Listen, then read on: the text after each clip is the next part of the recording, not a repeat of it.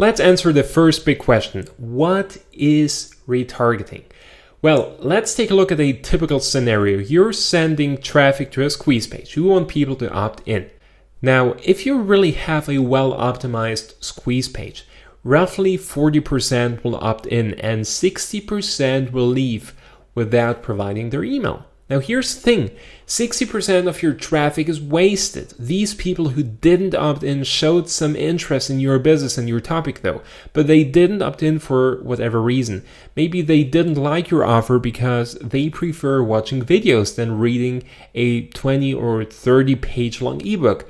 Maybe they were just about to opt in, but they were browsing the internet illegally at work, and because their boss suddenly came, they had to close your squeeze page and didn't opt in. So a few years ago, there was absolutely no way to reach out to these people. And unfortunately, they would opt in if you gave them a second chance. And this is where retargeting comes into play. With retargeting, you place a JavaScript code on your website that is connected with Facebook. That pixel gets triggered whenever a visitor hits your website.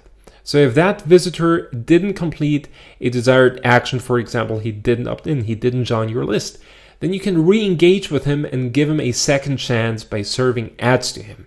So either you send him back to the squeeze page and ask him to opt in and reconsider his decision, or you send him to a brand new offer, for example, a video or a different lead magnet. So retargeting is incredibly powerful and it allows you to re-engage with your website visitors, particularly the ones who didn't join your list. That's a concept of retargeting, and in the following videos we'll cover how to deploy retargeting to build your list cheaper and faster. So stay tuned.